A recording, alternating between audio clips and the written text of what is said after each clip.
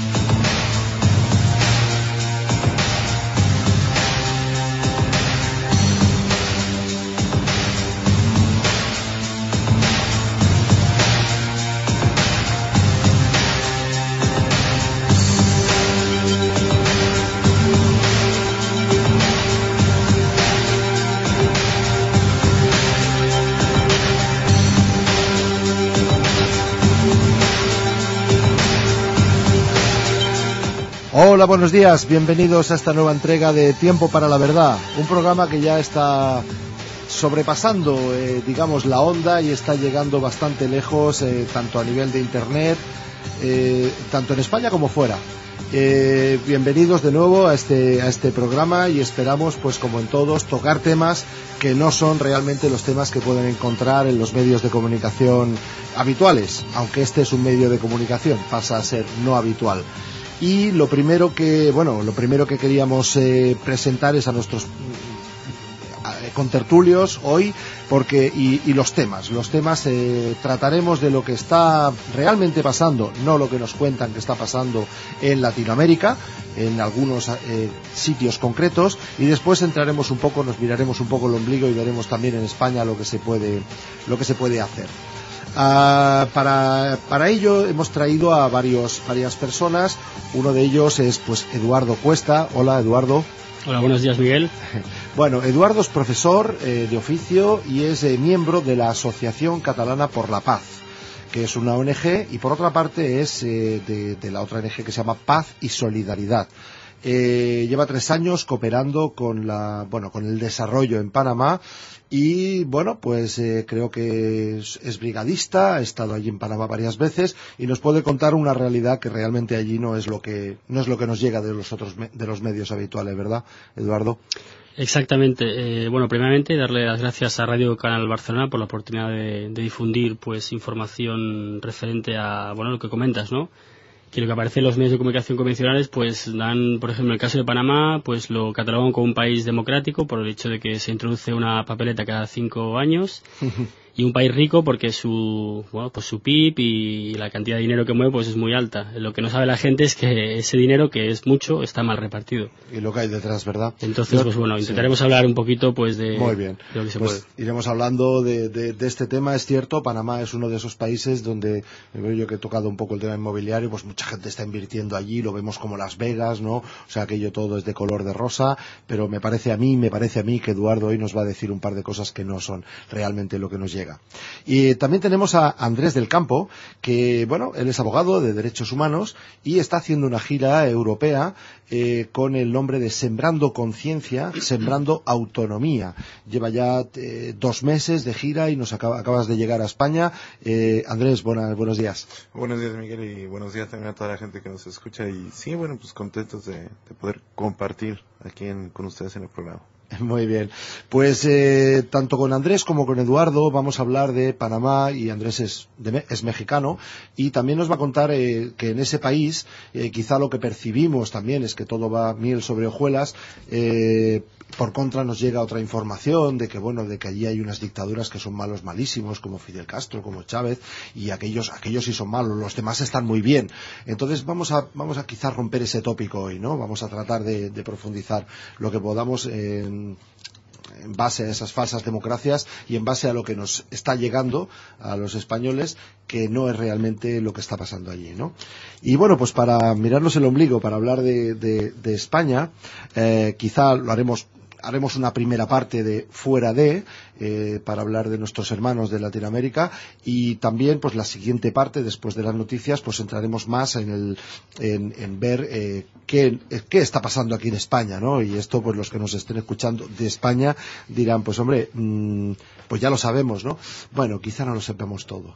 Entonces, para ello tenemos a Paco Bello, que, bueno, de una iniciativa, se llama Iniciativa Debate, que están tratando de poner un grupo de personas, pues sentar y hacer una especie de careo entre algunas personas que incluso algunas las conocemos muy bien, gente que ha venido a nuestros congresos de Ciencia y Espíritu, que ha estado en esta emisora inclusive, para que debatan de forma abierta con los políticos actuales, ¿no?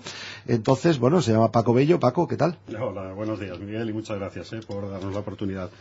Y sí, bueno, ahora profundizaremos en el tema porque, bueno, es algo más que un debate. No queremos solo un debate, queremos... ahora profundizamos hablando, si te parece. Y bueno, pues también presentar a una amiga y activista social, vamos a dejarlo ahí. Ella se llama Ana. ¿Qué tal, Ana? Hola, muy buenos días, Miguel, y muchas gracias. Estoy encantada de compartir la mesa con todos vosotros. Qué bueno, pues nosotros contigo también, Ana, de verdad. Sí. Bueno, a ver, lo que podemos hacer es, cada uno de nosotros más o menos trae un tema, pero yo dejaría los micros abiertos a todo el mundo. Hacemos así como en el colegio, el que quiera pide la palabra un poco, ¿no? Quizás para matizar, no es para interrumpir, sino para matizar lo que sea.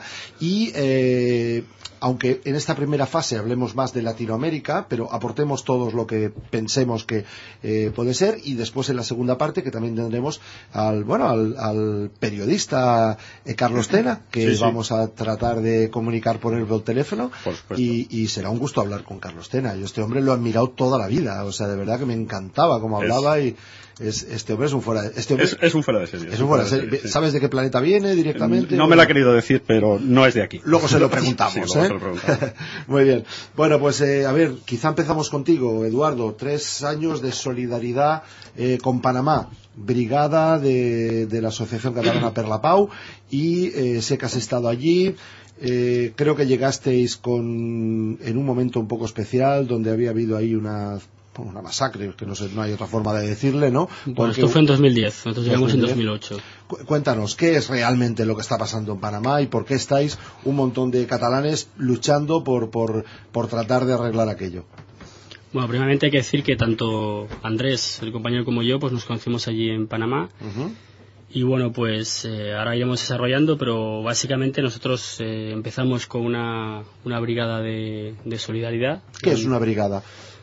Bueno, pues una brigada es, pues uno que tiene inquietudes, pues de cooperar, más allá de, conocer países más allá del turismo, pues sería, tener un contacto con lo que se denominan las contrapartes, son asociaciones, pues de asociaciones, sindicatos o derechos civiles, de estudiantes, radios comunitarias, etcétera. Entonces, simplemente un brigadista se dirige a un país en conjunción con una ONG que hace este contacto, y entonces pues una vez allí pues conoce el país a través de los ojos de estas organizaciones, que normalmente pues son organizaciones que buscan la transformación social. Claro, y supongo que esa visión es bastante distinta a la que ve un turista, ¿no?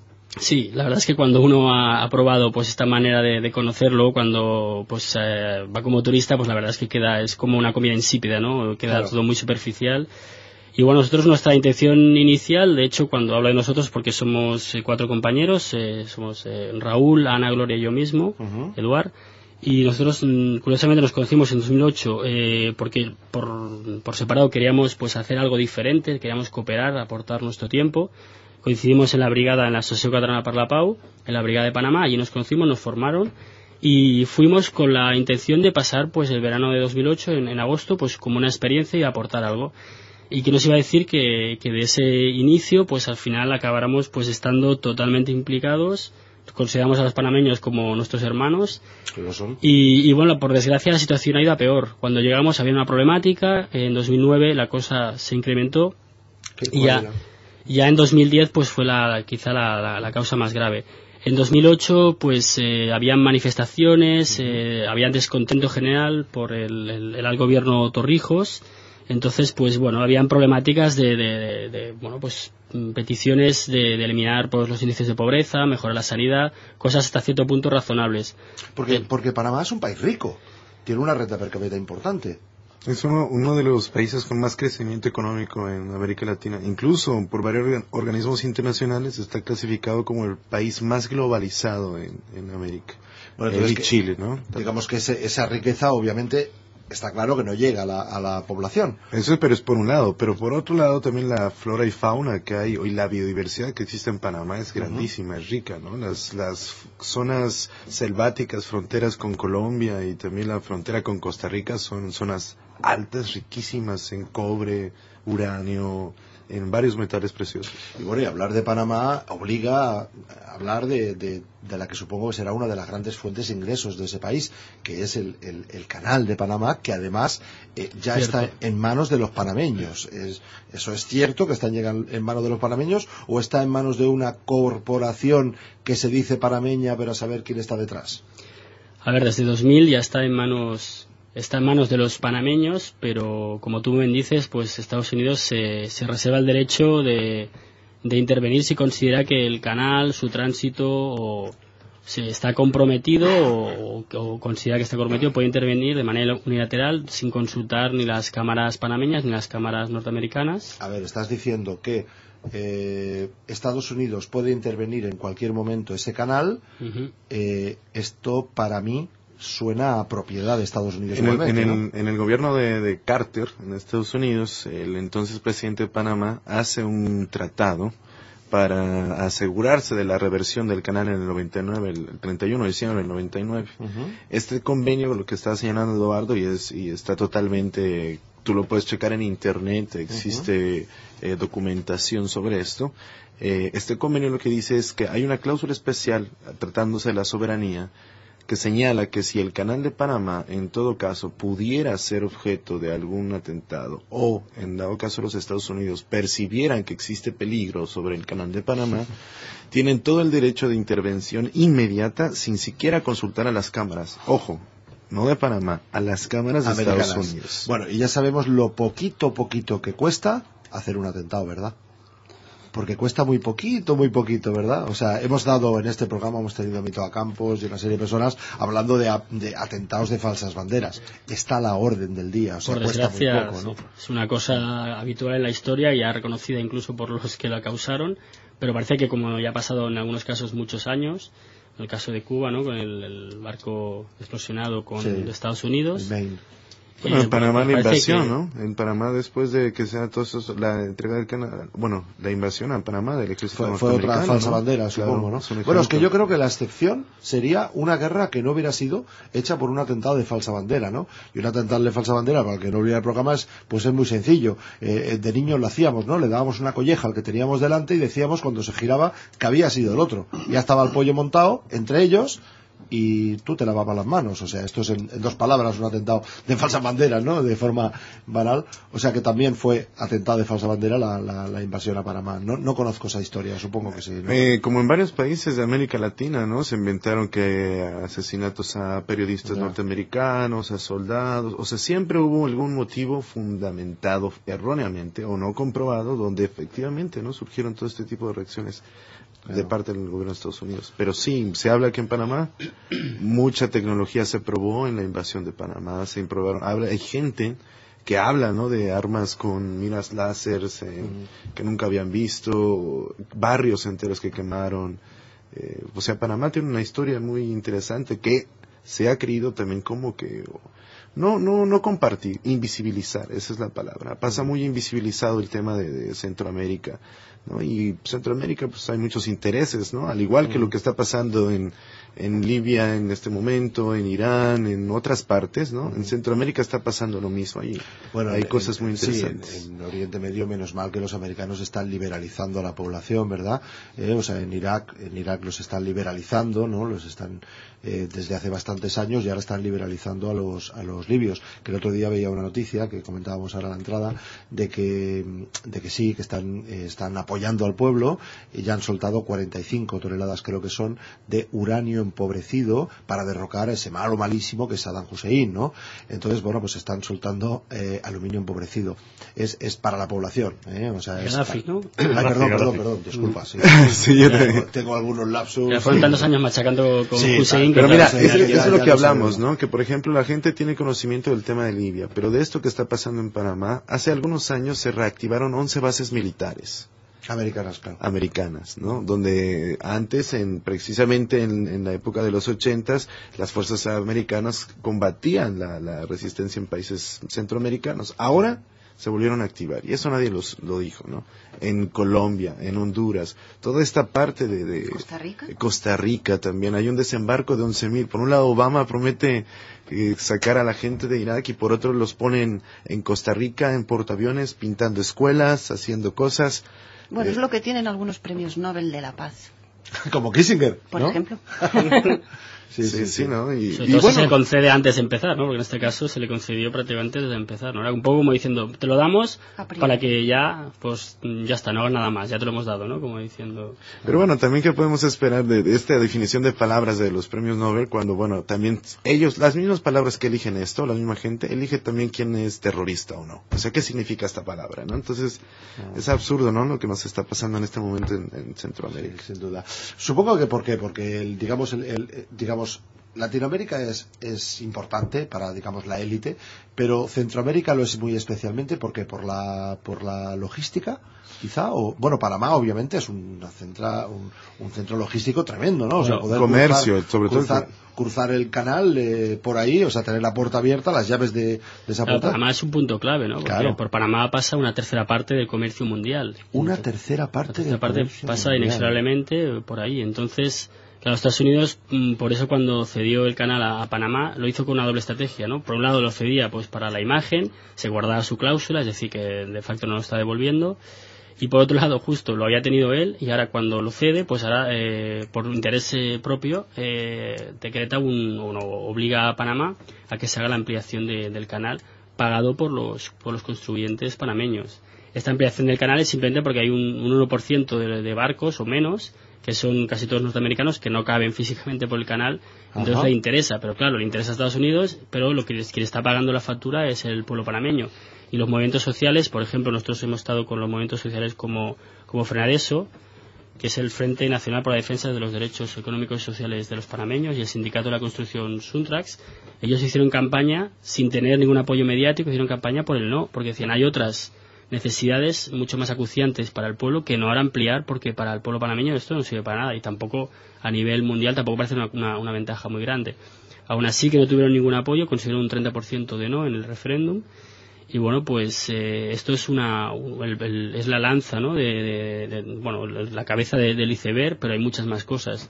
Entonces Panamá, un poco para que la gente se centre, pues es un país peculiar, es un país pequeño, son 3,5 millones de habitantes, es un barrio de DF, por ejemplo, sería una comparación. Como comentábamos, tiene en riquezas, biodiversidad, tiene 2 costas, tiene un potencial turístico, tiene minerales, oro, cobre, etcétera, y aparte tiene la perla del canal de Panamá, que cada barco que pasa paga una millonada. Entonces, ¿cómo se puede entender que haya gente como, por ejemplo, en Colón, que es el puerto de entrada del canal en el Atlántico, que haya gente que no tiene luz?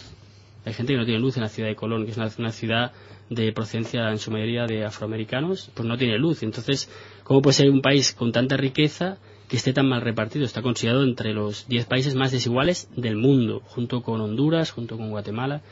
¿Qué ocurre? Hay 70 familias, se entiende, que acaparan los recursos, los medios de producción, y entonces la clase política está a su servicio, y en este juego entran las transnacionales que están depredando el país con hidroeléctricas, con minería.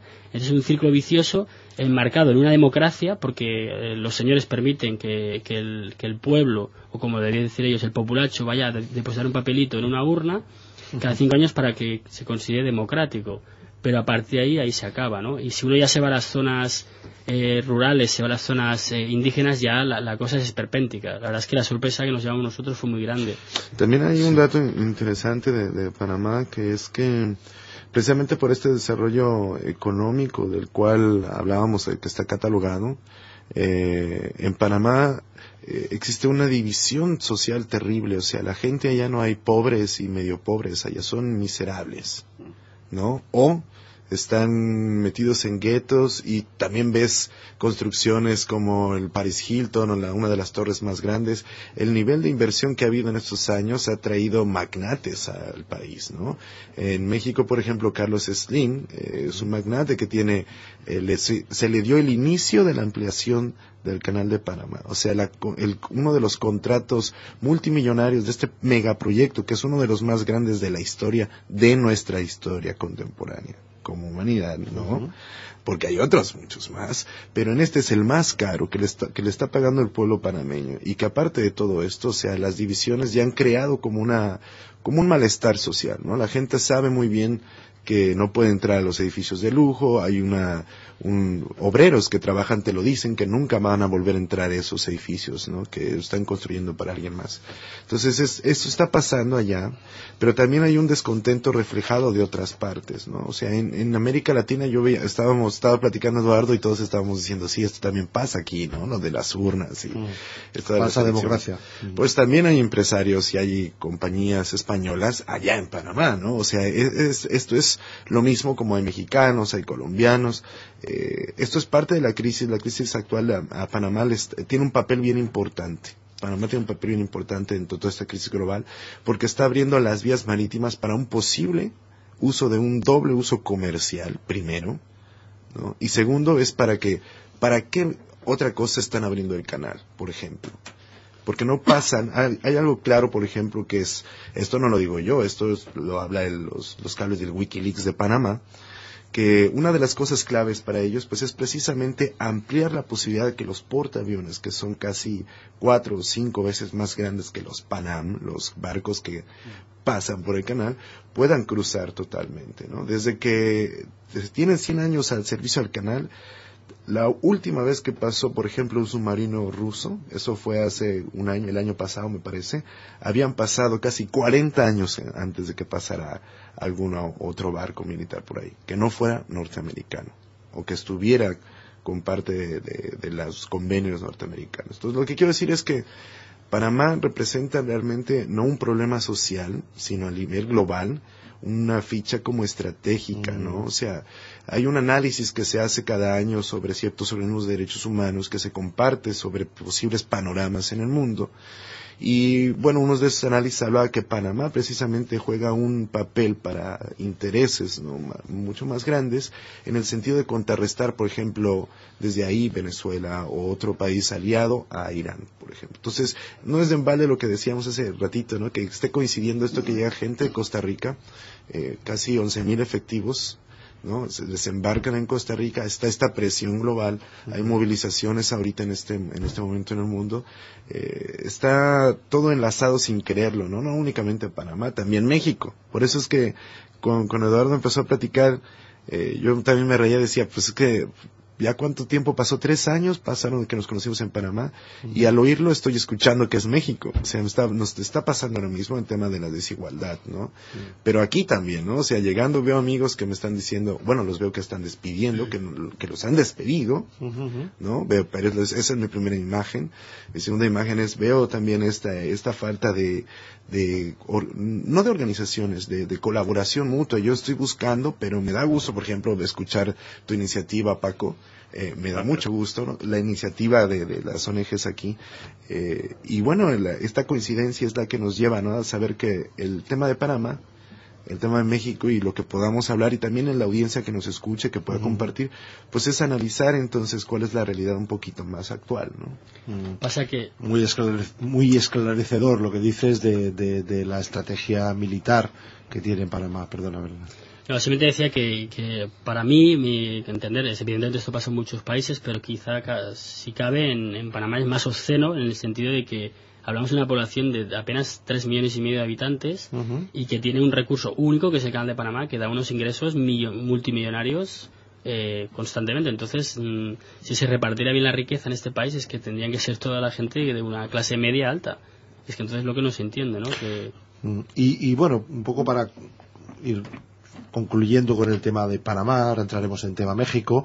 Tienes aquí, en donde pusimos lo de tu conferencia en Ciencia y Espíritu, decías, a su llegada a Panamá, los componentes de la caravana, vosotros, se encuentran con una delegación de Frenadeso y son testigos de la masacre ocurrida en Bocas del Toro. Se realizan 200 entrevistas a personas heridas de perdigón y a las viudas de los fallecidos. Se les toman fotografías de sus heridas y de las placas radiológicas y se graba su versión de los hechos ocurridos en la represión policial en las manifestaciones. En total se contabilizan 10 fallecidos, 5 de ellos niños intoxicados por gases lacrimógenos, o sea, muertos por gases lacrimógenos, más de 700 heridos, 60 de los cuales heridos en su vista.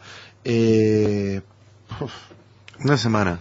Antes que nada, eso duró una semana. Ese enfrentamiento duró una semana y apareció dos horas, nada más, un cable. Sí, aquí creo que apareció una reportera que hizo esto fue en 2010, en el verano, que coincidía casualmente con el Mundial. Es simplemente casualidad, no tiene nada que ver. No. Entonces apareció aquí en una noticia que, ni buscándola se encontraba. Entonces lo que ocurre es que el gobierno actual de Panamá, que es un multimillonario, que es Ricardo Martinelli, pues viendo que los movimientos sociales como Frenadeso, Suntrax y Conus y otros pues están ganando aceptación popular y que ahora recientemente han tomado la decisión de constituirse como un instrumento político, que es el FAD, que es el Frente Amplio por la Democracia. Entonces, como ven que temen de que se les pueda escapar el gobierno si se siguen las reglas democráticas, pues entonces intenta buscar atajos, ¿no? En este caso, las elecciones próximas están convocadas, están planificadas para 2014.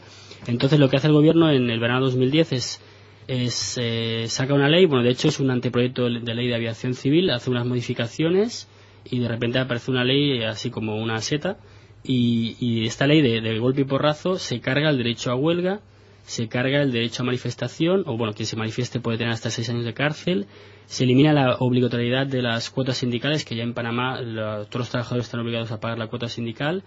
Se entiende que los sindicatos pues tienen problemas de financiación y es la única manera de que sean viables. Entonces los sindicatos, como fue el conflicto de los bananeros en la zona de Bocas del Toro, pues están condenados a la extinción. Por otro lado, y no por casualidad, le dan una impunidad total a la policía puede asesinar, desaparece la figura de la detención preventiva por ley. Estamos hablando de ley. O sea, y hablamos de 2010, o sea, 2010, de ahora, ¿no? Ahora mismo. Con estos no se meten. Con estos no se meten. Entonces si un policía... Porque son humanitarios. No. Sí. Entonces, si un policía, por ejemplo, como pasó durante la denominada masacre de Bocas del Toro, asesina a una persona o ha abusado de fuerza o pues ha utilizado irreglamentariamente algún arma, entonces esta persona, hasta que no haya un juicio, es decir, imaginemos la justicia lo rápido que puede ir allí, y que haya una sentencia en firme condenatoria, este policía seguirá, de hecho, en las calles. Entonces, pegando perdigonazos a la gente. Y entonces la cuarta pata de la mesa que cierra este perverso plan es que se desaparecen la obligatoriedad de los estudios de impacto ambiental en obras que el gobierno, claro, siempre es el gobierno quien decide, que las considere como de interés social. Hablamos de hidroeléctricas, hablamos de minería, hablamos de tierras para pastizal, para pasto, etcétera. Entonces, esto no solo es una depredación del medio, porque en este caso... Espera, que es decir, que cuando yo, por ejemplo, como multinacional española o americana, voy a hacer un estudio de impacto medioambiental, digamos, para poner, pues una central térmica, ¿no?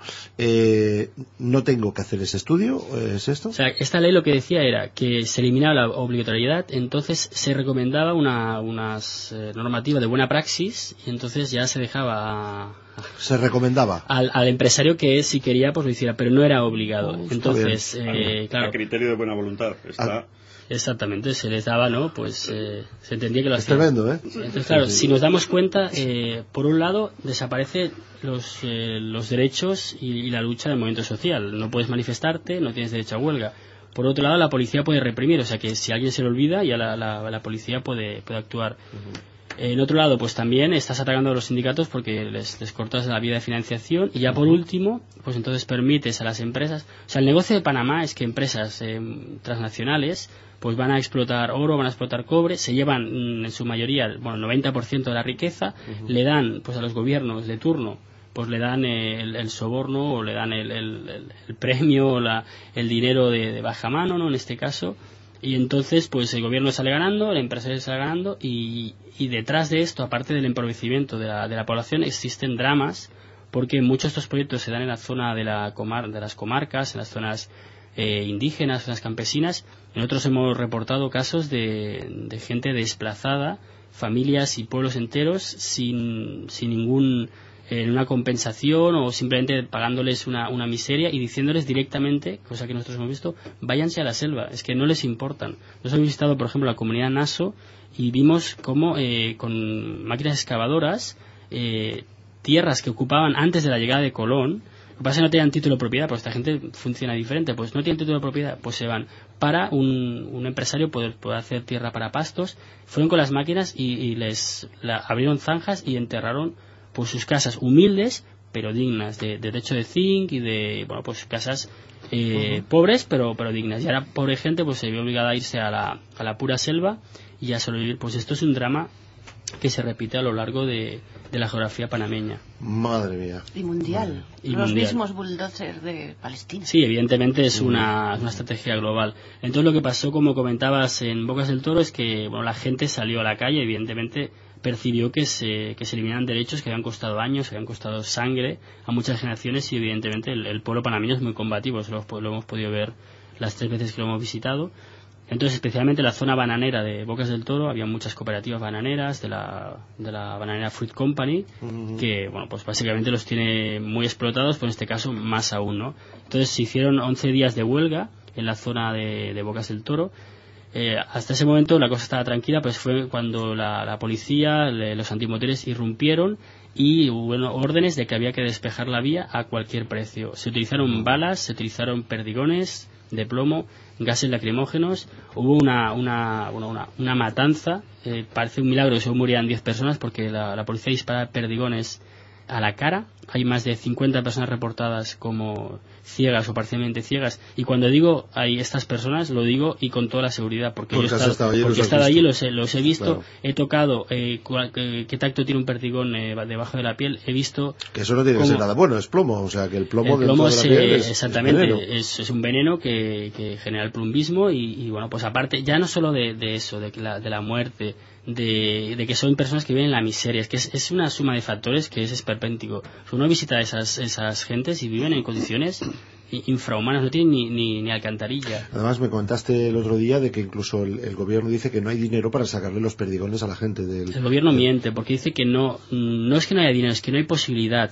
No hay posibilidad porque indican que si se intenta sacar estos perdigones de la gente, que hay gente que tiene hasta 100 perdigones de plomo en el cuerpo, gente que se ha quedado coja, gente que inválida de trabajar, pues le dicen que no se puede porque pueden romper una arteria o algo así. Cuando conocemos un caso de una persona de la etnia Nobugle, que son la mayoría de los que pasó esto, que pudo reunir recursos económicos, viajar a Costa Rica, se los extrajeron, con lo cual es mentira.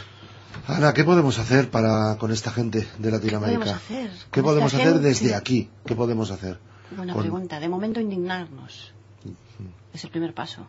Bueno, tomar primero conciencia. Conocerlo, porque esto no nos llega. Es que esto...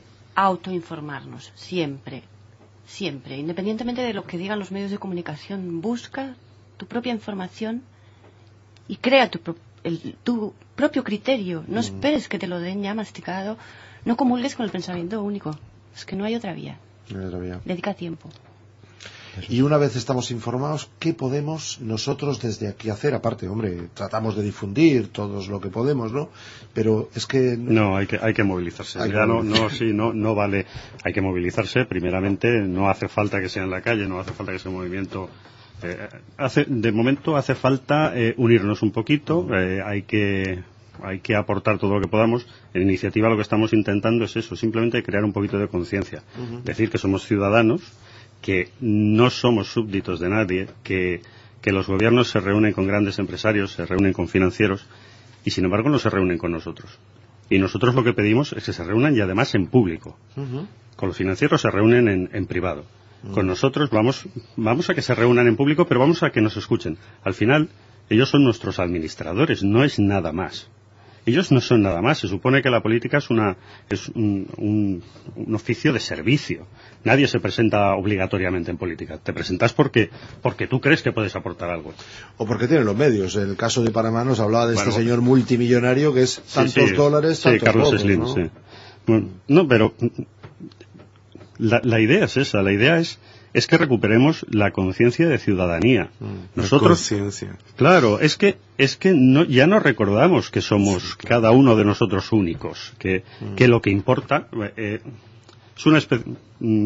es un tema complicado, pero lo primero que hay que hacer es intentar llegar a la política e intentar llegar a nuestra conciencia, a nuestra conciencia de ciudadanos, a saber que podemos hacer algo. Ciudadanos y de soberanía.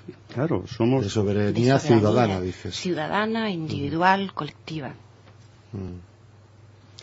Eso es precisamente bueno, no sé, Eduardo. Bueno, simplemente, por no dispersar mucho el tema de Panamá, me gustaría decir algún dato más. Me gustaría decir que esta denominada masacre de Bocas del Toro no solo fue en la región fronteriza con Costa Rica, sino que hubo una caza de brujas, hubo persecuciones de líderes sindicales del sindicato de la construcción Suntrax, hubo persecuciones también de dirigentes del grupo del colectivo Frenadeso, el Frente por la Defensa de los Derechos de los panameños, que hubo encarcelamientos, hubo gente que tuvo que pasar a la clandestinidad.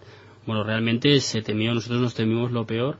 Entonces, cuando todo esto ocurrió, lo que sucedió es que el movimiento social hace un llamado a las diferentes organizaciones de derechos humanos de Mesoamérica, del mundo entero, para que respondan, que ayuden, porque se sienten que les están ahogando y que necesitan una repercusión internacional. Es cuando nosotros nos encontramos, pues, junto con Andrés, el colectivo Solidaridad Panamá, y otra gente de nacionalidad alemana, italiana, argentinos, y decidimos emprender una acción que se denomina la Caravana por el respeto a la vida y el derecho del pueblo panameño, Caravana Centroamericana. Recorremos por espacio de 2 semanas todos los países centroamericanos, en donde difundimos, informamos de lo que está pasando. En muchas ocasiones nos llevamos la grata sorpresa de que la gente, los movimientos sociales, sindicatos, ya saben lo que está pasando, ya están publicando lo que está pasando.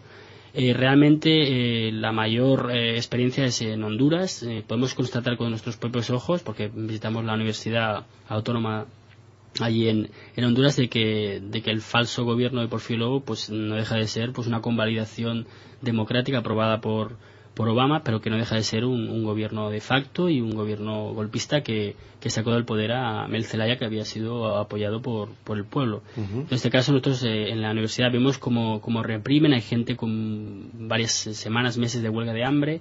La policía reprime, los sindicalistas tienen que estar constantemente cambiando en la clandestinidad para no ser asesinados. Entonces, pues bueno, nosotros, aparte de aportar nuestra visión, conocimiento de Panamá, nos llevamos una visión de todos estos pueblos centroamericanos que también tienen otras problemáticas.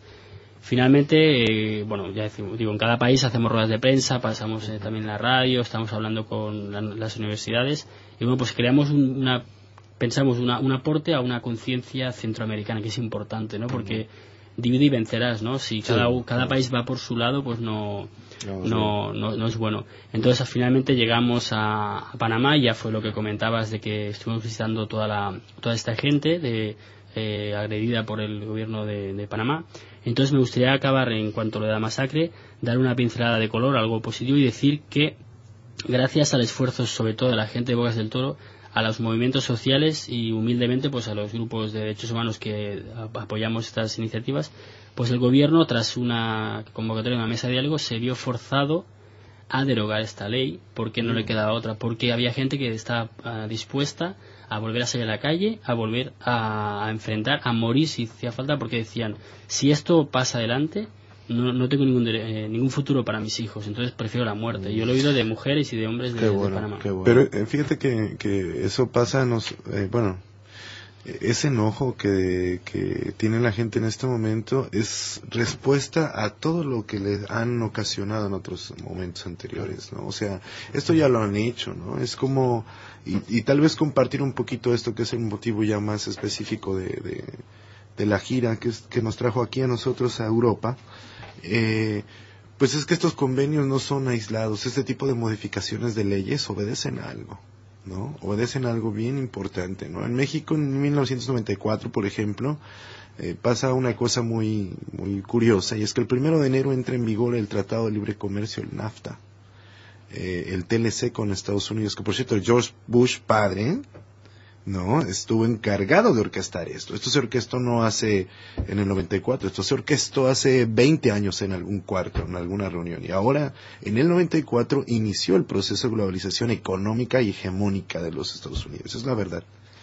Esto lo está pasando, esto es lo que está modificando las leyes locales para que cada convenio o tratado de libre comercio en Centroamérica o en América Latina, ¿no?, les beneficie, ¿no? O sea, no importa que se violen los derechos humanos, es más, no importa, pero siempre y cuando se cuiden esos tratados, ¿no? Entonces muchos de esos tratados son letras máximas y que permiten hacer barbaridades con este tipo de leyes. En México, por ejemplo, una coincidencia que tenemos con Panamá, y por eso lo traigo al caso, ¿no?, es que de la noche a la mañana el presidente, así como en Panamá se eliminó un derecho a huelga, un derecho histórico que cuesta sangre, el derecho que los trabajadores murieron incendiados, quemados, cuántas represiones en el mundo, no en algún lado en específico, en todo el mundo. Así como allá se hizo esto, en México al tipo se le ocurrió decir que un sindicato era ilegal. Uno de los sindicatos más grandes del país, de Comisión Federal de Luz, la paraestatal que se dedica a hacer la electricidad en México. Y 50,000 trabajadores fueron desalojados. Así, en cuestión de horas, un operativo de 8 horas, el ejército mexicano tomó instalaciones, desalojó a la gente con la justificación de que la luz ya no era rentable. Teníamos una crisis. Esa crisis obligó a que esas leyes se modificaran. Es lo que pasa aquí también. Se está pasando en el mundo, ¿no? Sí. Bueno, aquí le ponen otro nombre, ¿no? Hemos tenido también controladores aéreos, hemos tocado casos aquí que, bueno, que las excusas son de lo más variopinto, ¿no? Para al final realmente llegar a lo mismo, ¿no? Una intervención militar, ¿no? También quería, perdón Andrés, quería que no se me escapara un dato que también de Panamá que atañe a la profesión periodística, que es, bueno, esto ya sí que es reciente. Muy brevemente, pues el gobierno, después del fracaso de la ley 30, esta ley que le llamaba el pueblo ley Chorizo, intentó hacer una reforma del Código Minero, ley 8, para que estados, no ya no empresas, sino estados como en este caso Corea del Sur, pudieran ir a depredar y llevarse la riqueza del país. Entonces hubo también una resistencia del pueblo, también se consiguió derogar esa ley, es decir, que al gobierno Martínez en este caso pues le está yendo mal desde ese punto de vista. Qué bueno, ¿no? O sea, eso es muy positivo, sí, eso es muy positivo. Pero, como siempre, por desgracia, siempre hay un precio. En este caso, bueno, por suerte no fue en víctimas, pero sí que fue en la detención ilegal y posterior deportación a España de periodistas españoles y activistas de derechos humanos, que son Paco Gómez Nadal y Pilar Chato, que estaban como observadores en las manifestaciones, simplemente pues ejerciendo su profesión. Aparte tráetelos para acá, Edu, hay que decir que exactamente, están en Madrid, pero bueno, pues podemos los llamamos por teléfono. Exactamente. Hay que darles voz. Ellos tenían residencia en Panamá, entonces nosotros hablamos con ellos de que les echaron de su casa, les detuvieron, no les dejaron contactar en varios días con familiares, con ellos, estuvieron aislados, les trataron mal, les dijeron que se iban ahí, bueno, un trato vejatorio. Y bueno, que en este caso pues otro apunte más de que no se respetan los derechos mínimos ni la profesión periodística, ¿no? Que es tan importante, ¿no? Yo creo que es mejor no cerrar los temas, no cerramos tema Panamá, sino que lo dejamos abierto.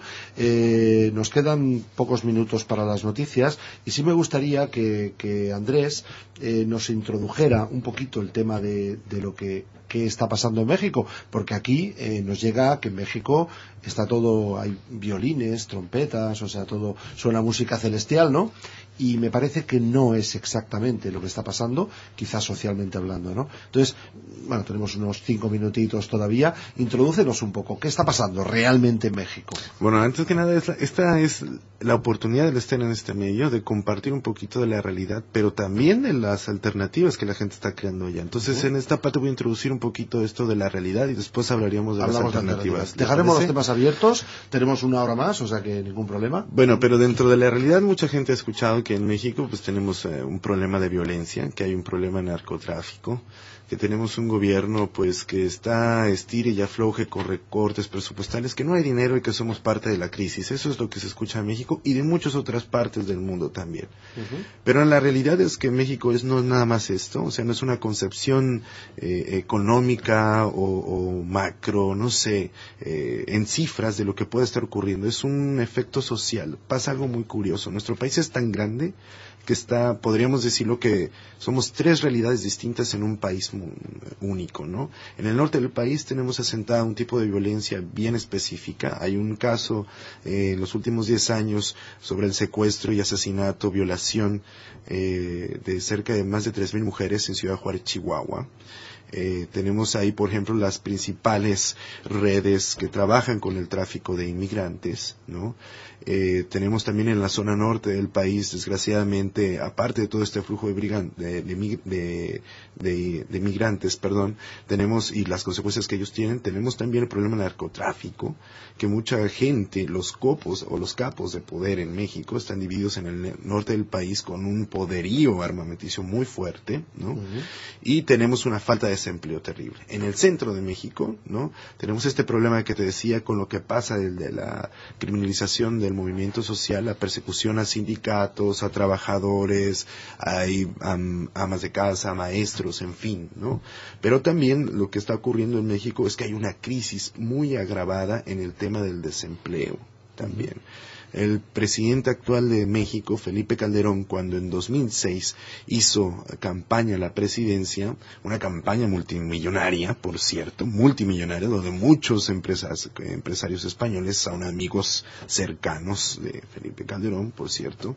Y bueno, en esta campaña, Felipe Calderón prometía que iba a ser el presidente del empleo. Ahora, 50,000 de tajo, pero en lo que va de su gobierno hay cerca de, puedo contar más de 1 millón de empleos que no se han creado, pero hay muchísimos otros más.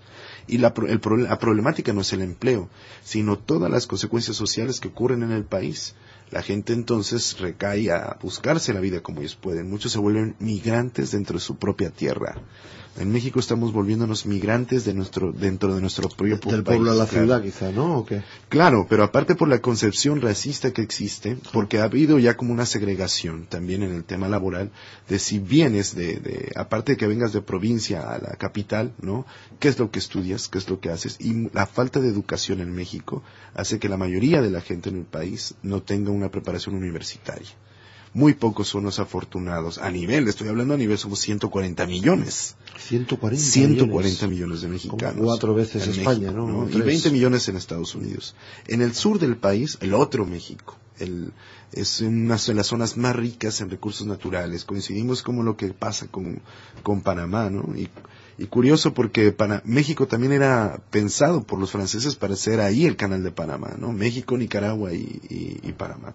Pero esta riqueza que tenemos en uranio, en cadmio, antimonio, magnetita, barita, zinc, oro, plata, cobre, o sea, es uno de los lugares que los hace perfecto para iniciar precisamente estos proyectos o megaproyectos energéticos que se están dando a cabo en México, ¿no? Y ahí tenemos en Oaxaca, por ejemplo, la mayor cantidad de empresas eólicas que se han instalado en un corredor eólico para abastecer corredores comerciales en un proyecto más grande, ¿no? En Oaxaca, en Chiapas, empresas hidroeléctricas, minas, ha habido un saqueo. Y este saqueo que se está llevando a cabo en México crea una migración también. La gente es desplazada de sus tierras, pierde sus modos de vida, su cultura, su cosmovisión, y son migrantes. Por eso digo que este es como el panorama de los 3 Méxicos en uno, en un ámbito donde ahorita en 2011 estamos con más de 50,000 personas que murieron en solo un año, 50,000 personas que han muerto en un año. No tenemos guerra en México, no tenemos guerra, aunque en México el gobierno pone spots, con esto termino, en la televisión, que dicen, estamos ganando la guerra.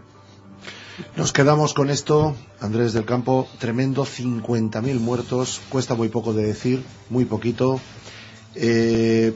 Vamos a las noticias, entran irreversiblemente ahora y continuaremos en 5 minutitos con nuestros invitados. Quizá Ana hay que despedirla ahora. Yo tendré que marchar. Muchísimas gracias, Ana, por tener ha sido un honor. Y bueno, pues seguimos, volvemos en 5 minutos.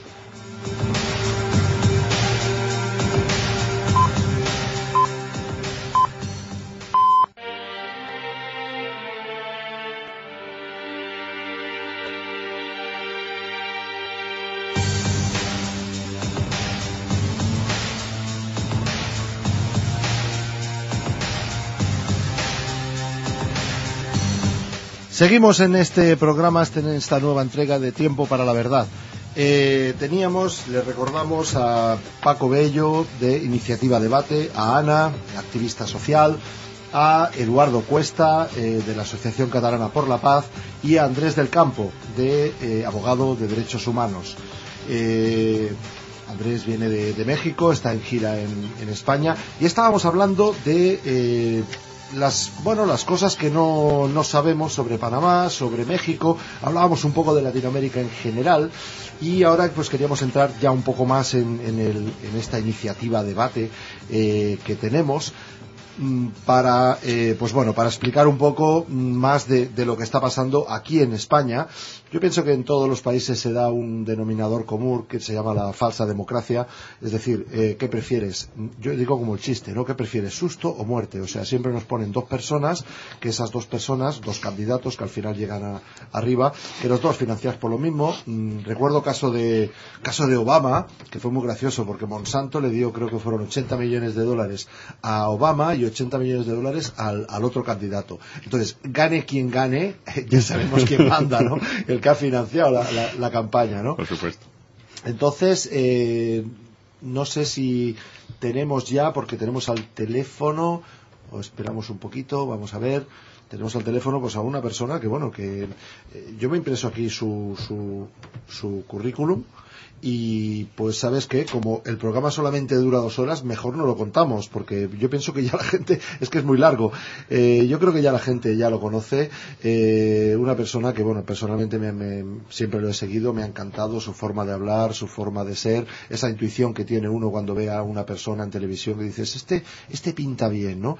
Y desde luego esto no es una presentación formal ni muchísimo menos, pero quiero desde aquí mandarle mi admiración, y él es Carlos Tena.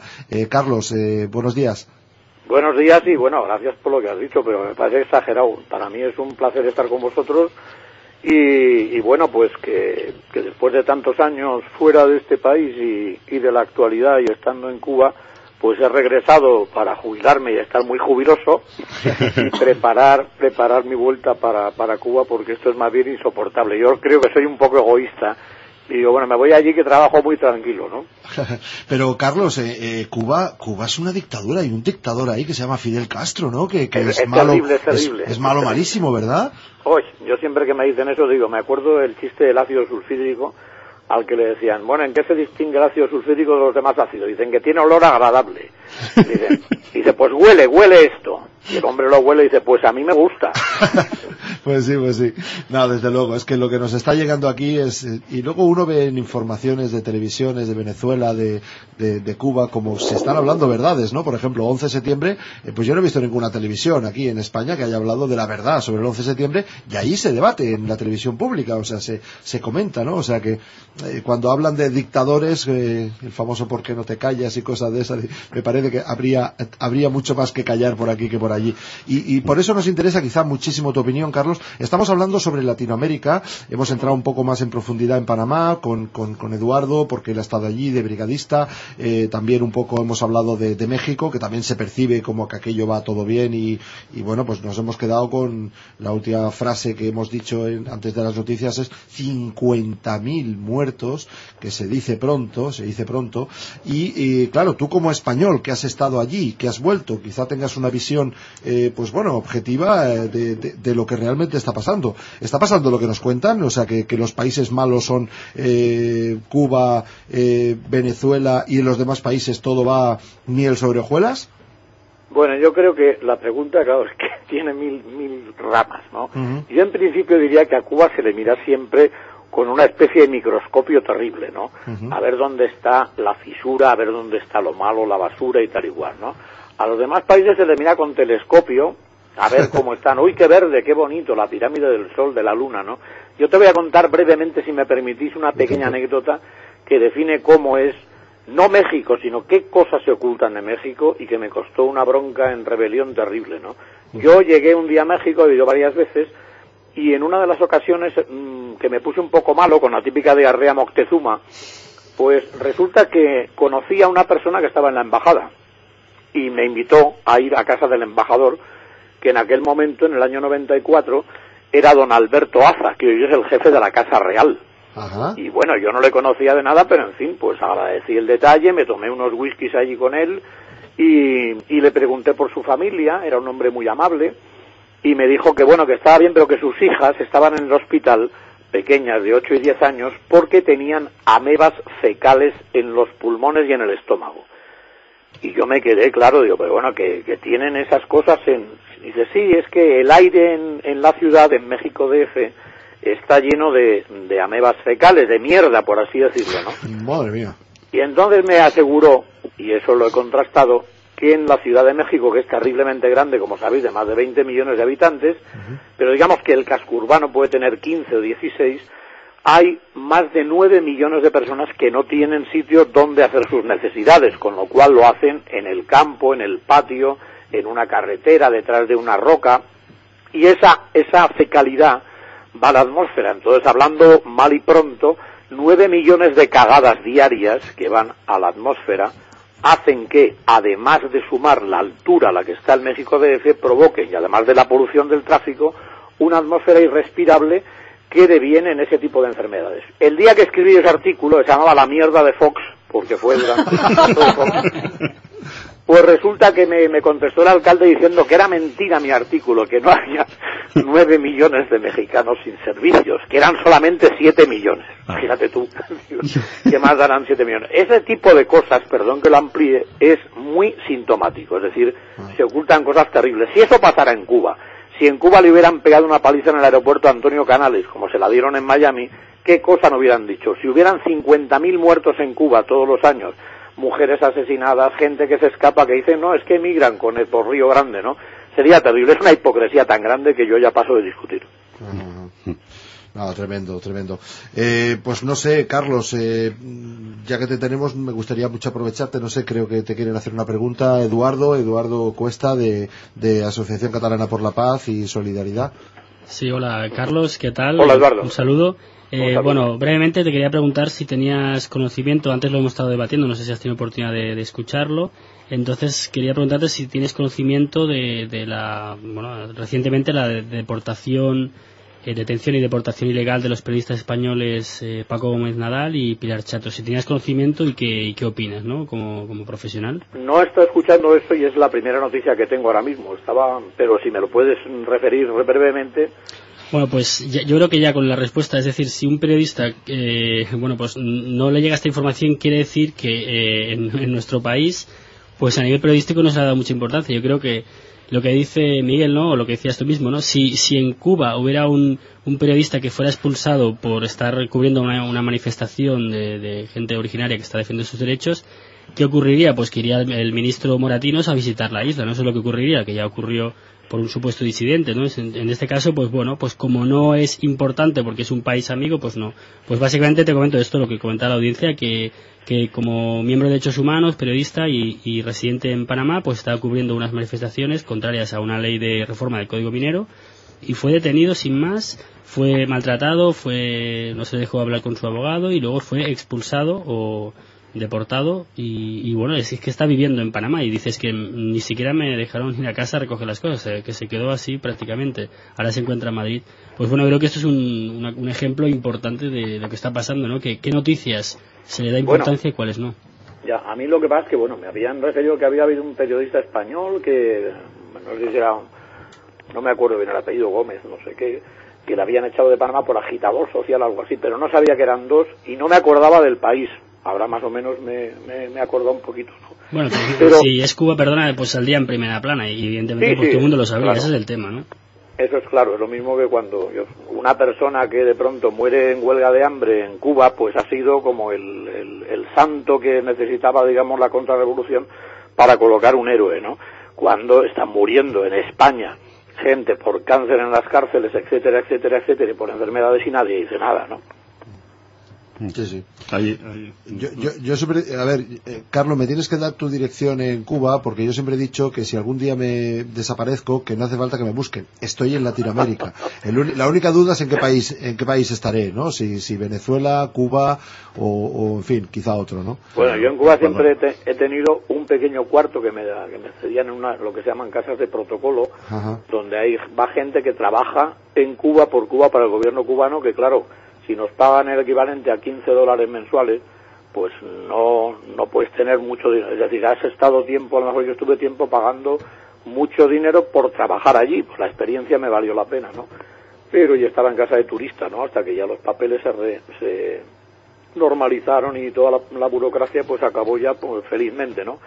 Pero esas casas suelen estar pues dotadas de 2 cuartos de lo mínimo, un cuarto de baño, tranquilamente, y luego ya tu compañía, que suele ser muy estupenda, porque por ejemplo te viene gente que es de Costa Rica, de Panamá, de México. Bueno, hemos tenido un problema, se ha cortado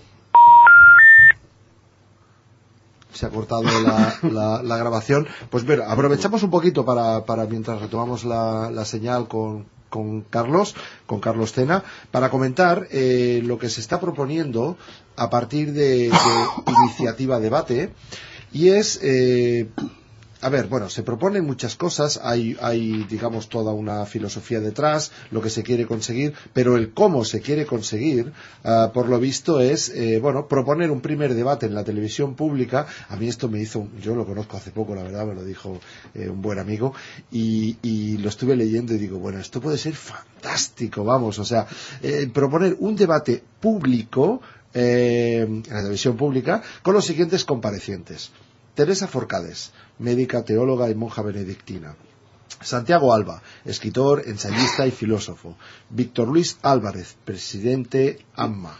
Sí, es la Asociación de Memoria Histórica de Asturias. Ajá, vale. Arcadio Oliveras, economista y activista por la paz y la justicia; Vicens Navarro, politólogo y economista; Pascual Serrano, periodista y ensayista; Alberto Arce, periodista y autor de varios documentales reconocidos; Carlos Fernández, es Carlos Fernández Liria, filósofo, escritor, guionista, ensayista y profesor de filosofía; Josep Pàmies, que es un buen amigo, agricultor, y de moderador Iñaki Gabilondo. Y en el otro lado de la mesa, pues la administración pública, es decir, José Luis Rodríguez Zapatero, Alfredo Pérez Rubalcaba y Elena Salgado Méndez.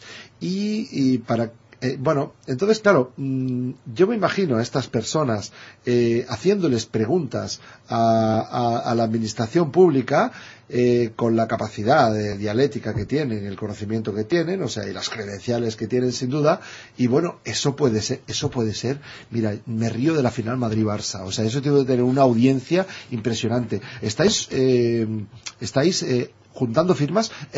¿Cuántas firmas hace falta para que esto se pudiera, entre comillas, obligar o no? A ver, no hay posibilidad de obligar. Ajá. En este país no hay posibilidad de obligar. No se puede obligar a eso. Hay un artículo de la Constitución, que es el 87.3, que, es un artículo que reuniendo 500.000 firmas se puede llegar al Parlamento, pero no se llega al Parlamento. Ajá. Se llega a la mesa del Parlamento. Se han presentado multitud, en los 30 años de democracia, 30 y tantos años de democracia, se han presentado multitud de propuestas. Estas propuestas llegan a la mesa. ¿La mesa aprueba o no aprueba? Y en el caso, porque hasta que no lo aprueben no pasa al Congreso. Y cuando llegan al Congreso, de las 9 que han conseguido pasar el filtro de la mesa, solo se ha aprobado una, que era la ley de propiedad horizontal. Ninguna más.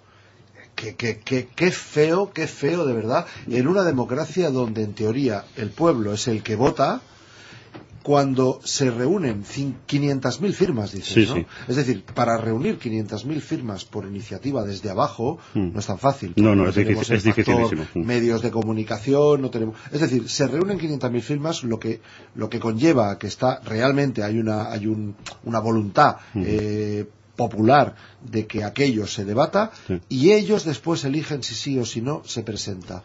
O sea, entonces aquí en estos temas es donde se ve el total y absoluto cinismo que hay en esta democracia, en esta falsa democracia. Oye, ¿no es mejor una dictadura que una democracia?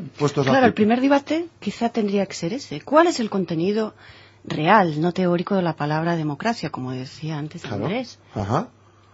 ¿A qué estamos atribuyendo este cartel realmente? Claro, poder elegir entre a uno y a otro, que los dos nos los han puesto allí. Porque es que no hay más alternativa. O sea, te ponen uno o te ponen el otro. O sea, esto, en fin, bueno, es deprimente. Bueno, el nombre era Iniciativa Popular. Y es que, bueno, es prácticamente lo mismo que la iniciativa. Pero la diferencia es que la gente no conoce estos temas. Normalmente no los conoce. En Suiza, con 100.000 firmas, que se puede promover un referéndum vinculante. Ajá. No un referéndum vinculante. Quiere decirse que se pueden aprobar o derogar leyes. Ajá. Con un referéndum con 100.000 firmas. Aquí en España, con 500.000, ni siquiera llegas al Congreso. Llegas a la mesa. A la mesa.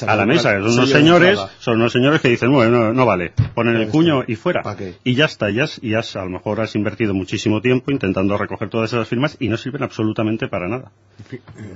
Tremendo. A mí me está, bueno, la primera vez que escucho esto, yo como abogado me sorprende muchísimo, ¿no? En demasía que no tengas la oportunidad de poder ser escuchado, debatido y que sea, bueno, aparte tajante el negarle la oportunidad a la representación legítima, ¿no? Porque al final ellos son autoridades que representan la voluntad de los ciudadanos, ¿no? Entonces, esto hace pensar que no tienes ni la mínima posibilidad de ser escuchado, ¿no? No.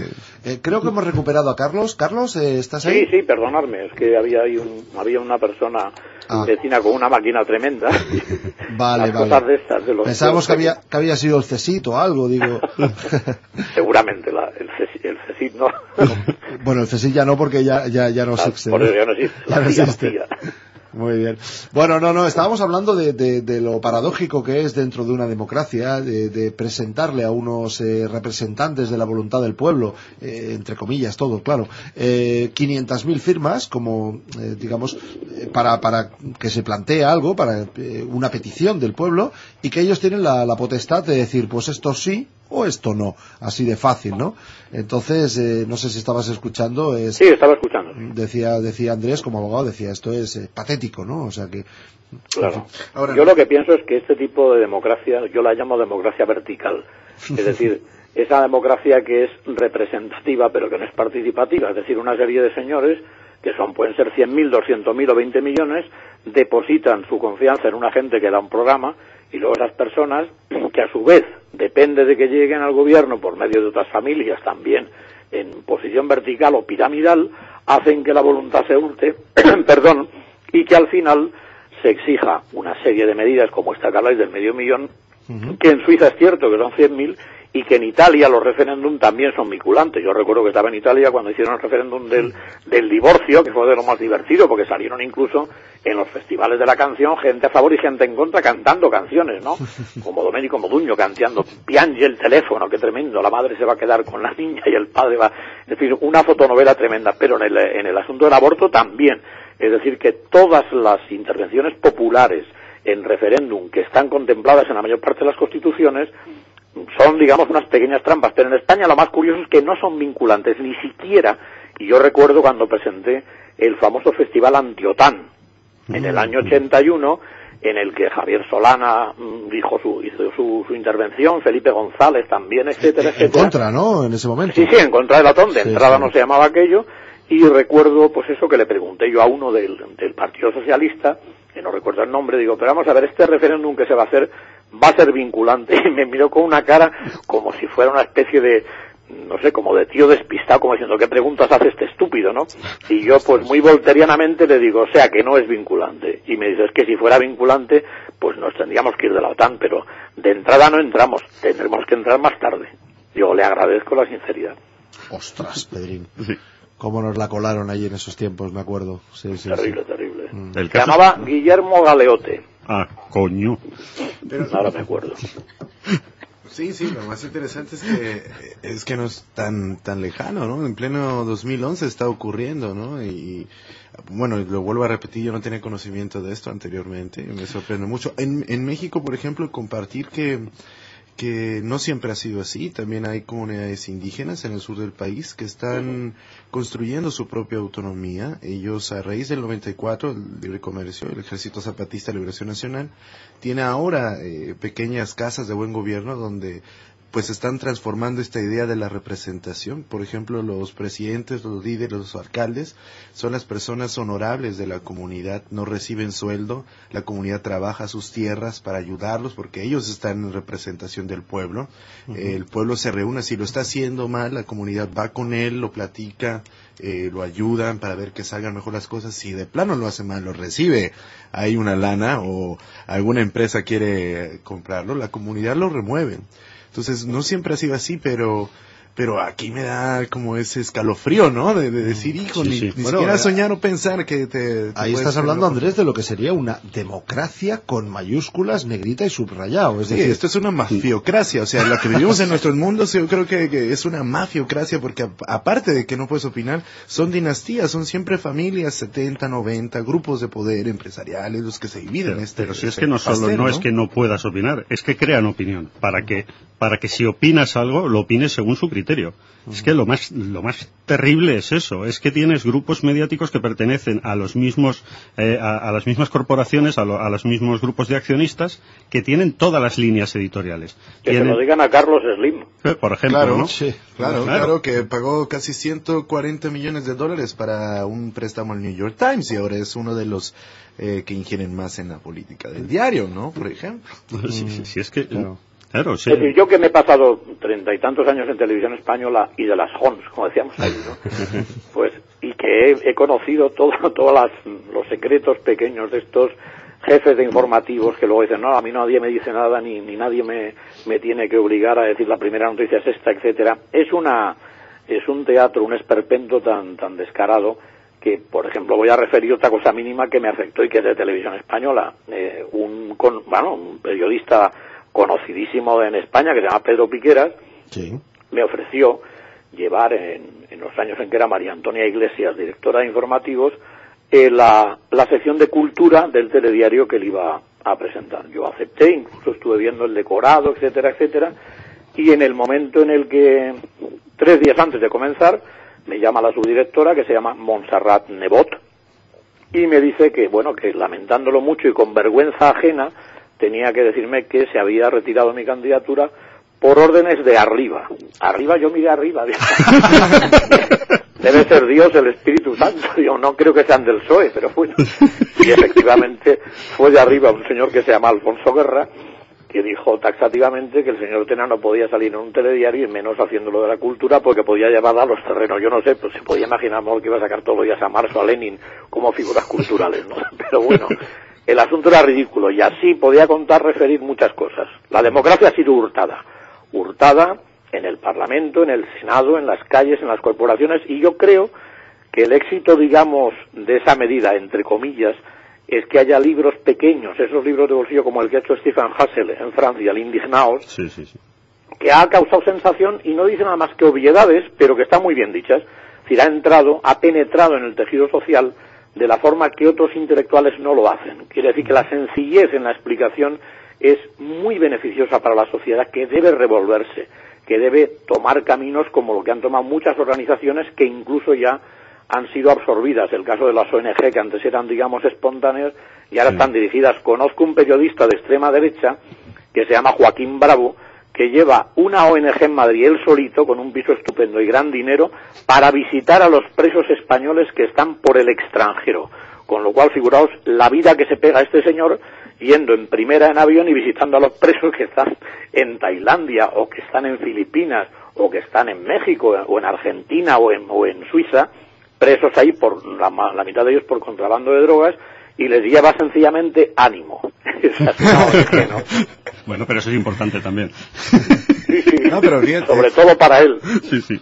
Pero comentabas de un libro, yo no lo conocía, he visto que Ana incluso tenía aquí un artículo sobre ese libro. ¿Ese es el camino? Es decir, ¿qué tenemos que hacer? Yo incluso te diría, Carlos, que estoy con posibilidades igual de hacer algún programa en televisión incluso española, ¿no? Y tú ya estás de vuelta, ¿no? Entonces, no vamos bien por ahí, ¿verdad? O sea, hacemos congresos, hacemos webs, libros de bolsillo, algunos programas como este. Con toda tu experiencia, Carlos, ¿qué podemos hacer? La iniciativa esta que estáis haciendo, ¿llegará a alguna parte? ¿No llegará? ¿Cuál es el camino? Pues, si me permites... Sí, Paco, por favor. La idea es que tenga que llegar a algún sitio. O sea, hay que lograr que llegue a algún sitio. Pues lo primero que necesitamos es información plural, la que no hay.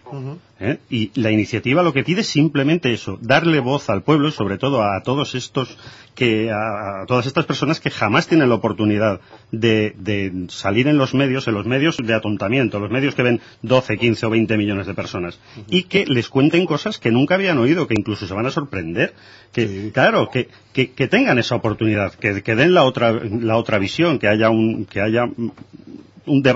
crítica. Que haya de donde tomar datos. Lo que no puede ser es que sigamos bebiendo siempre de los mismos medios, con el mismo tipo de información, con pensamiento único, y lo que procuramos es eso. Pero bueno, hay que moverla. Lo que es importante para esta iniciativa, que los que la conocen la están firmando. Claro, lo importante es la difusión. Necesitamos difusión, necesitamos que se pida, y más que por la vía legal, por la vía de la presión social, porque...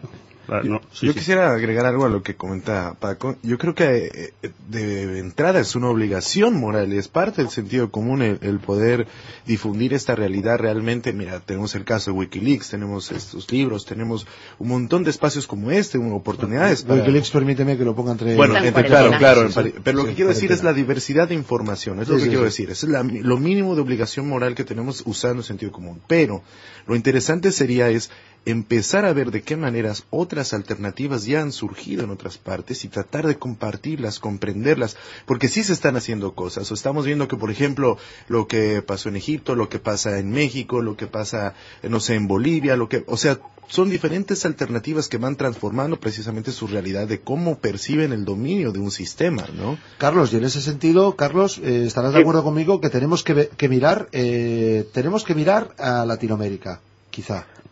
Bueno, yo pienso que el efecto que Telesur ha causado, yo al principio era muy crítico con Telesur porque yo pensaba, y sigo estando convencido de ello, de que un medio de difusión masiva no debe ser un medio que dé lecciones de marxismo, leninismo, etcétera, etcétera, etcétera. Ni siquiera lecciones de revolución. Es decir, un medio de izquierda y que sea progresista y que sea amplio y plural, lo que debe hacer es hacerlo bien. Y hacerlo bien significa seguir los parámetros de la deontología, de la ética, del rigor, de la objetividad y de la veracidad.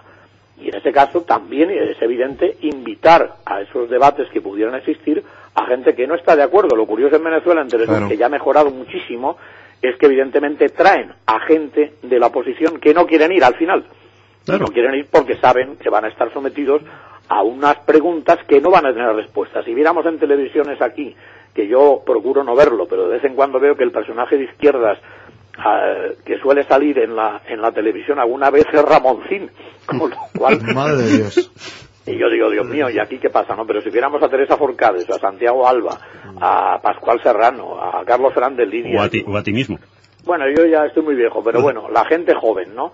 Que ponga entre las cuerdas a gente como Rubalcaba, o como Zapatero, o como las viceministras o ministras, incluso a los del PP que están en la oposición, no resistirían ni un asalto.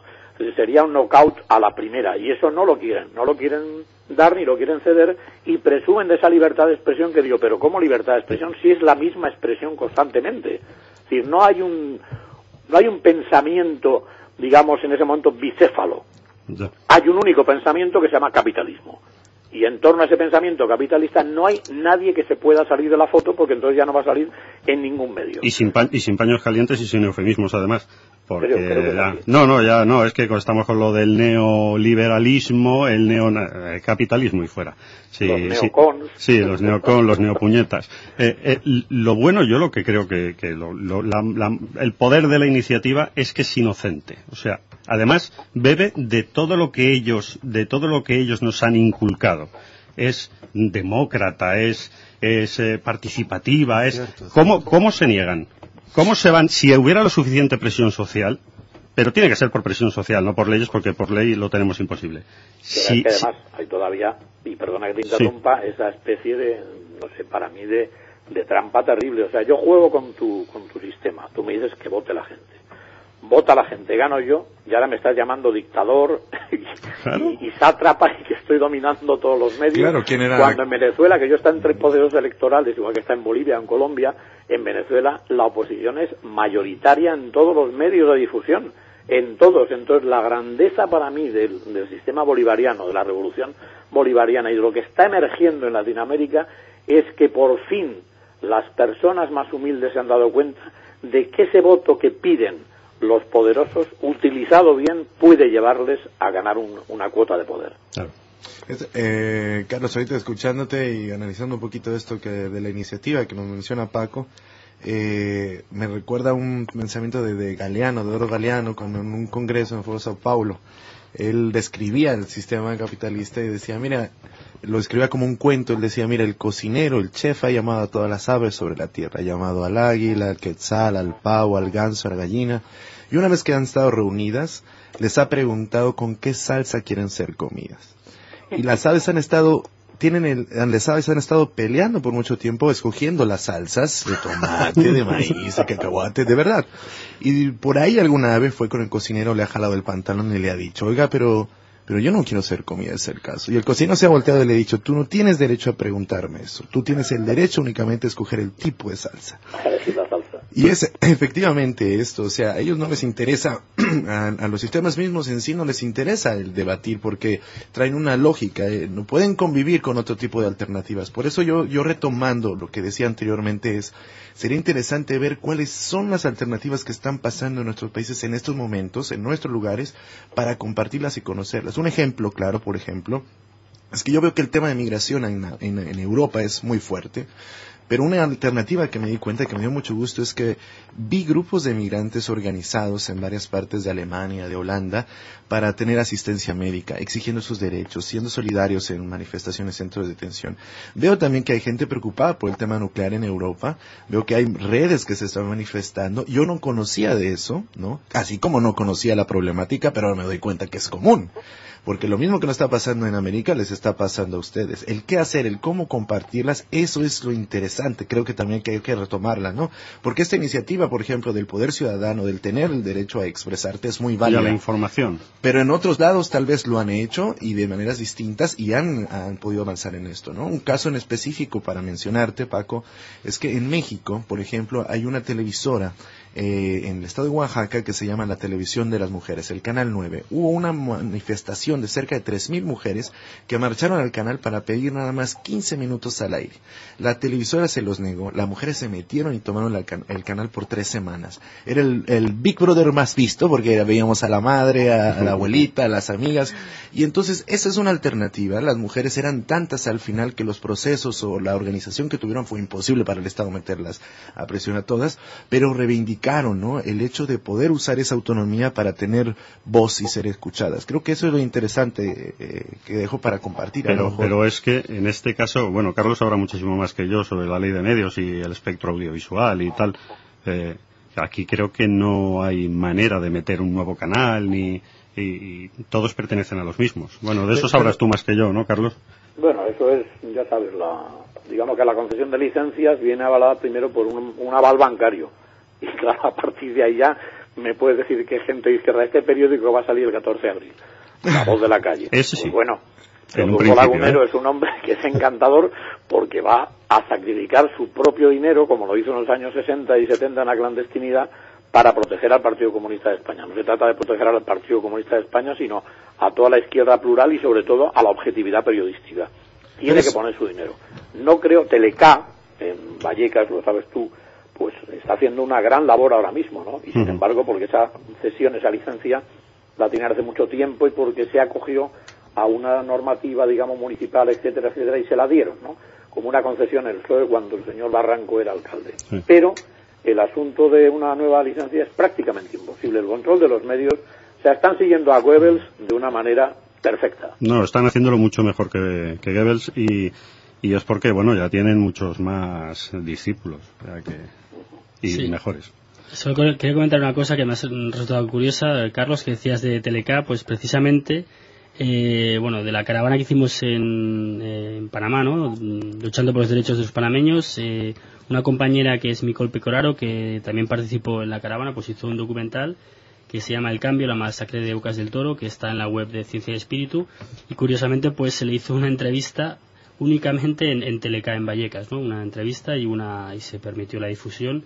Es decir, que en este caso, pues, sin saberlo, pues corroboró que realmente esta cadena es plural porque ha permitido algo que no aparece en otras cadenas, ¿no? Sí, no, Carlos, di.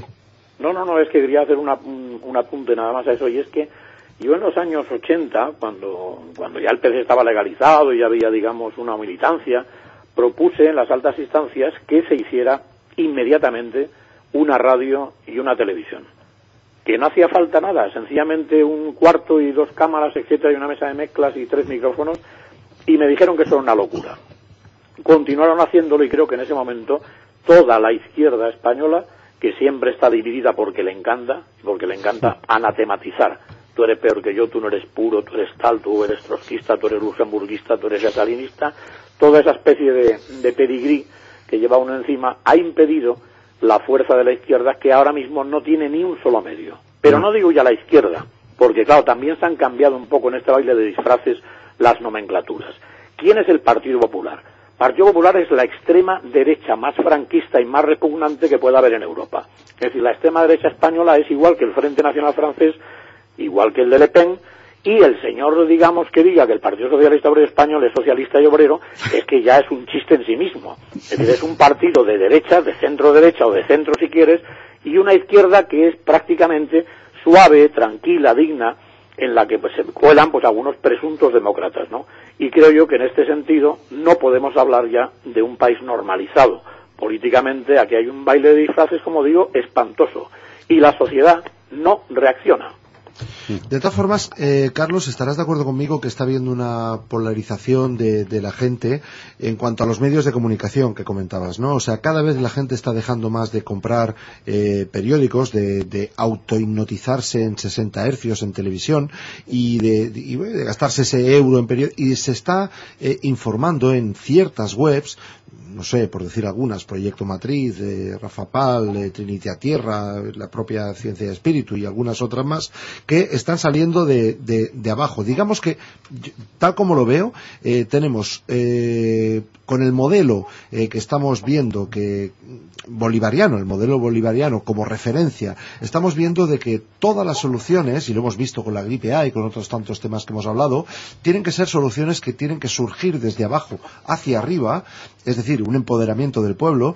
Y quería decir una frase que alguien, no recuerdo quién dijo, igual vosotros me lo decís, que decía que cuando el pueblo teme al Estado, estamos en una dictadura. Cuando el Estado teme al pueblo, estamos en una democracia. Yo creo que en estos momentos le estamos teniendo miedo al Estado, con lo cual, pues bueno, estamos viendo en lo que estamos, ¿no? O sea, yo creo que hay más pasividad que miedo, ¿no? O pasividad por miedo, quizá, Paco, ¿no? Quizá, ¿no? O simplemente, pues, por la vorágine en la que estamos envueltos, porque el sistema funciona de esa manera, tienes que dedicar muchísimo. Bueno, te lo marcan todo, te marcan tu tiempo laboral, te marcan tu tiempo de ocio, además en qué tipo de ocio tienes que invertir ese tiempo. No sé, yo no sé si hay miedo. Es que hay 5 millones de parados. Sí. No lo sé, no sé lo que pasa para que hayan 5 millones de parados en este país y nadie se mueva.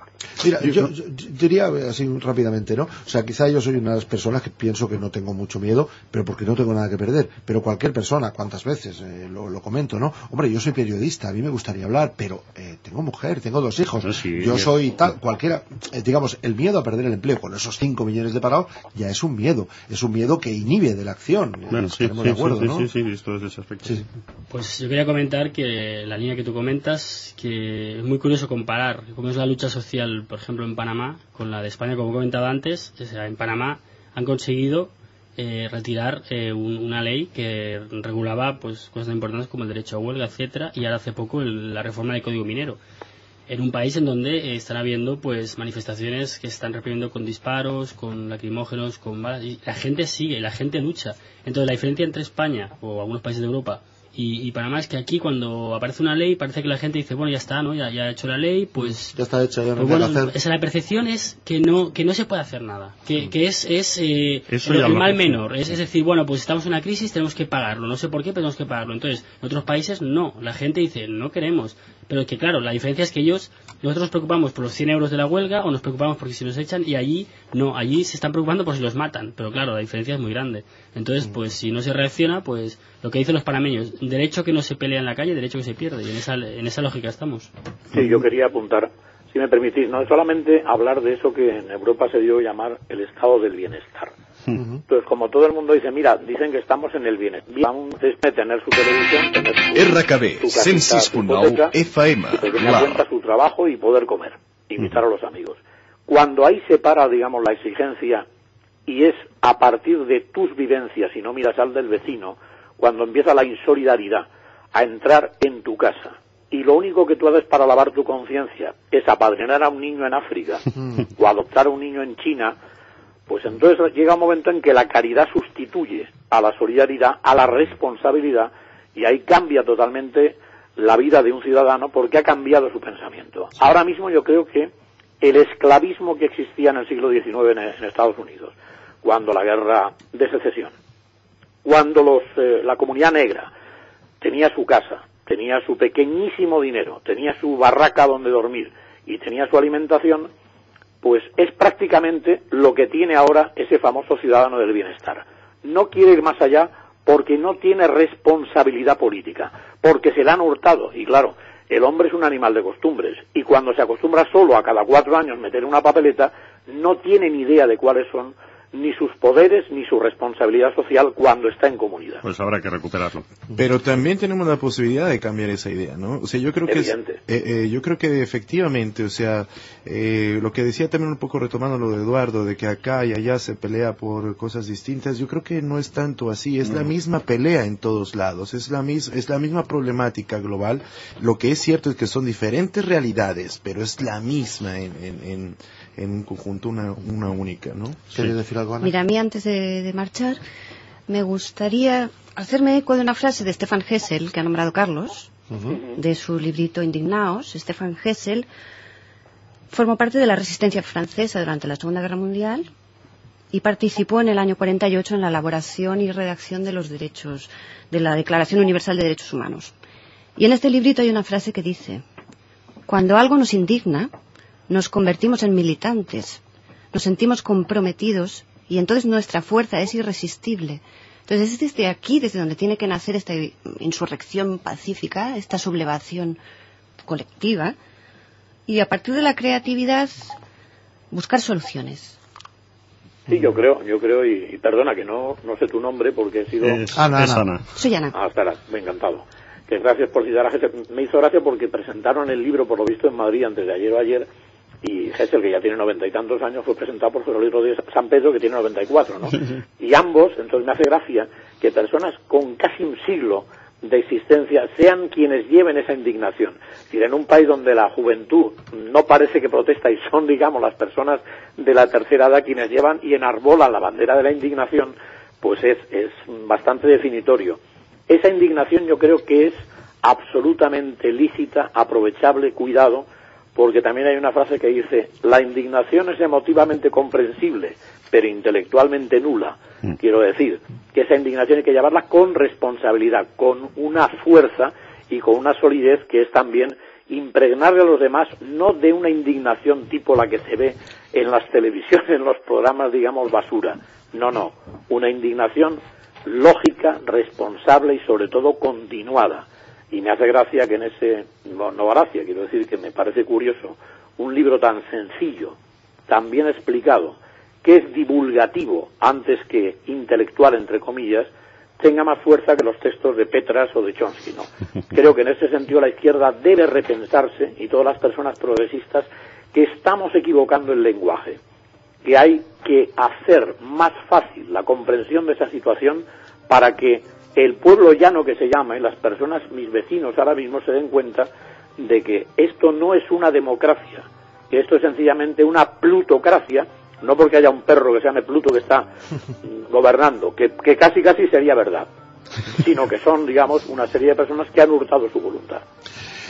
Carlos Tena, muchísimas gracias, nos quedamos sin tiempo y de verdad que estamos súper agradecidos de poder haber contado contigo y bueno, y nos veremos pronto quizá en el, pues si Dios mediante, en el Congreso de Ciencia y Espíritu en Sevilla, ya hablaremos. Y bueno, muchísimas gracias Eduardo Cuesta, muchísimas gracias Andrés del Campo, muchísimas gracias Paco Bello, muchísimas gracias Ana, muchísimas gracias Carlos Tena. Vamos a decir las webs rápidamente, pero en cualquier caso pueden encontrarlo en cienciaespíritu.com. Digamos, estamos hablando de tu web, Eduardo. Bueno, de Panamá, del medio comunicacional, el único medio de comunicación alternativo de Panamá es www.frenaresonoticias.org. Nuestro blog es solidaridadpanamá.blogspot.com. Vale.